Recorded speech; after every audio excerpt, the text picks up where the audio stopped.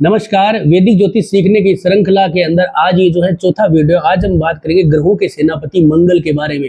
और हम ये सीरीज जो है कंप्लीट बना रहे हैं, तो आप अपनी जन्म कुंडली, अपने बच्चों की जन्म कुंडली एक बार खोल के रखें, ग्रहों को बारी बारी कैलकुलेट करिए। आज हम मंगल की बात कर रहे हैं, तो आप अपनी कुंडली में और सब बाकी लोगों की कुंडलियों में मंगल को मिलाना कि मंगल क्या परिणाम दे सकता है, क्यों वो परिणाम नहीं दे पा रहा है, क्या दोष बन गए हैं, कौन सा ग्रह उसको रोक रहा है, ये सब कुछ जानेंगे। ठीक है, तो सबसे पहले मंगल दे क्या सकता है।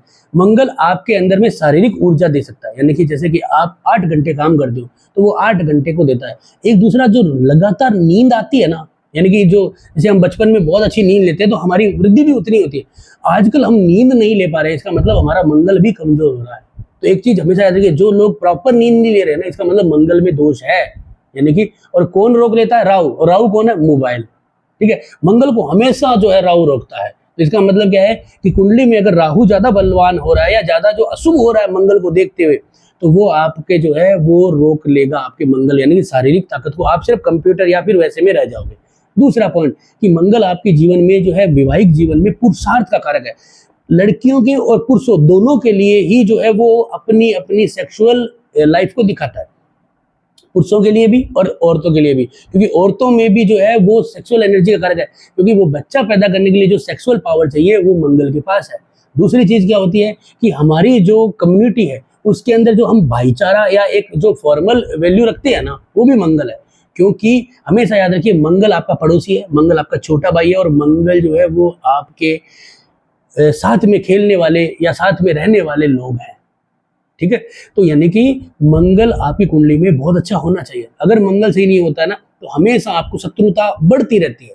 आप देखेंगे कि अगर किसी के घर का साउथ बढ़ जाता है तो मंगल खराब हो जाता है। तो उससे क्या होता है कि उसको हमेशा ही शत्रु परेशान करते हैं, उसको हमेशा ही जो है वो मतलब उसके पड़ोसी या कोई ना कोई उससे जलने ही लगेगा। आप अगर अपनी ऑफिस में जाओगे, अगर आपका मंगल खराब है तो आपको वहां पे ऑफिस में भी लोग जो है ना वो काटने लग जाएंगे, परेशान करने लग जाएंगे, या कहीं ना कहीं जो है आपका सपोर्ट नहीं करेंगे। तो क्योंकि वो भी भाई हैं, आपके मित्र हैं, आपके साथ में काम कर रहे हैं, इसलिए। तो मंगल जो है वो 2 ग्रहों की पावर भी लेता है, जैसे कि सबसे पहले केतु, क्योंकि मंगल में जो कड़क है ना, मंगल में जो पावर है ना, शक्ति है ना, जो कुछ अकेला करने की लीडरता, लीडरशिप की, वो केतु की है।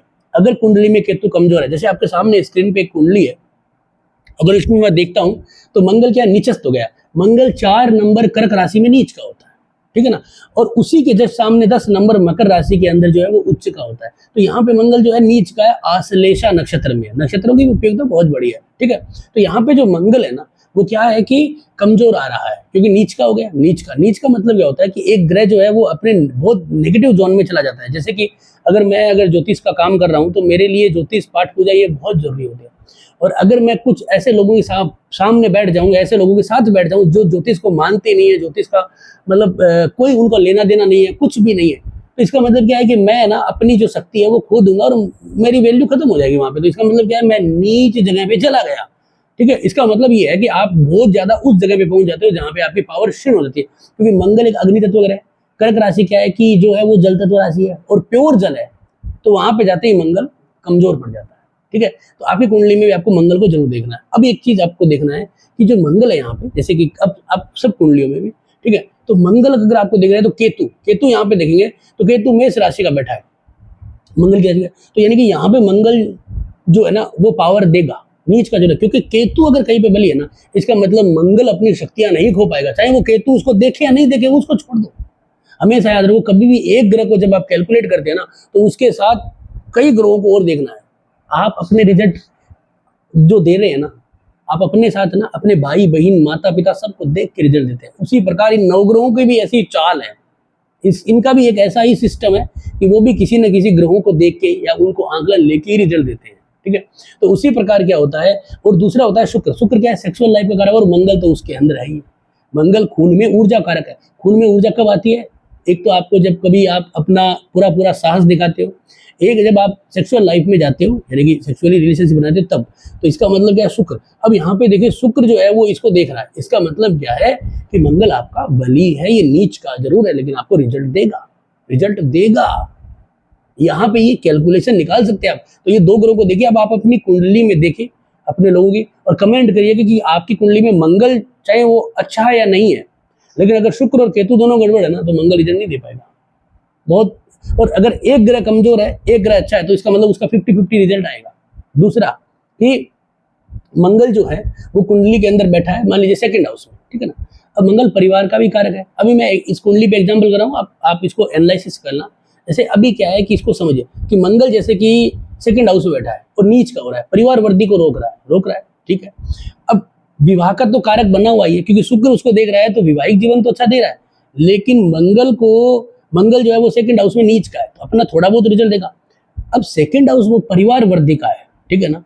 तो परिवार वृद्धि को काटने वाला कोई ऐसा योग, कोई ऐसा दोष तो नहीं है।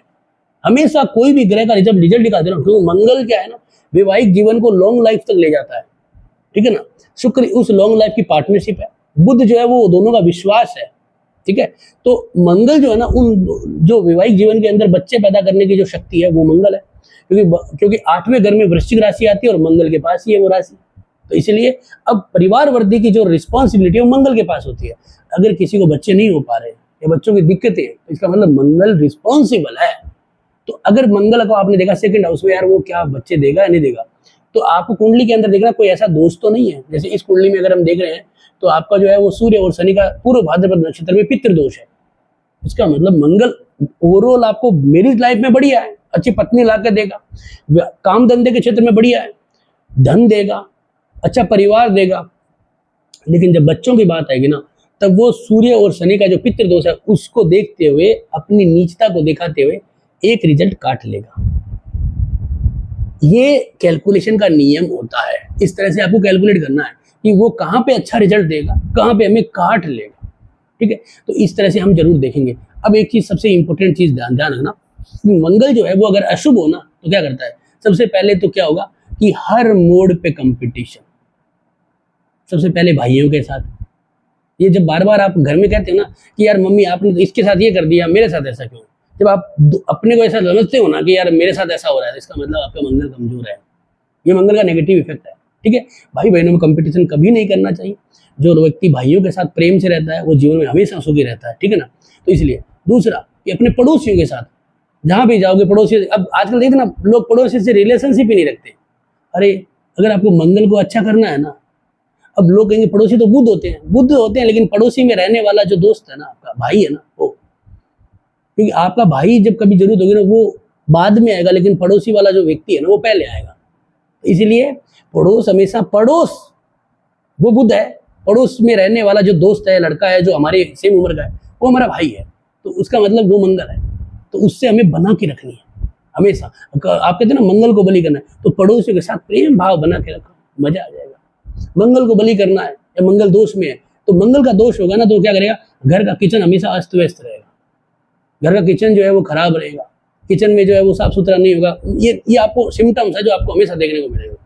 तो इसलिए मंगल को कैलकुलेट करना, बलि करना है, तो उसके जैसे मैंने सिम्टम्स बताए कि अगर ये सिम्टम्स होते हैं तो आपका मंगल कमजोर होता है। और कैलकुलेशन या नियम जो मैंने बताए हैं कि आप इसको कैलकुलेट करिए केतु और शुक्र को देखते हुए, और अगर वो कहाँ पे मार रहा है वो जरूर देखें। जैसे यहाँ पे मैरिटल लाइफ में नहीं दे रहा वो दिक्कत, सेकंड हाउस परिवार वृद्धि का है, तो विवाह का भी है, तो विवाह में दिक्कत नहीं दे रहा, विवाह तो दे रहा है, क्योंकि वो शुक्र और केतु दोनों बलि है। लाभ घर में केतु है, मेष राशि का है, बलि हो गया। शुक्र जो है वो 8वें घर में जरूर है, बुध के साथ है, लेकिन वो देख रहा है मंगल को, तो शुक्र बलि है। इसका मतलब क्या है कि वो तो रिजल्ट देगा।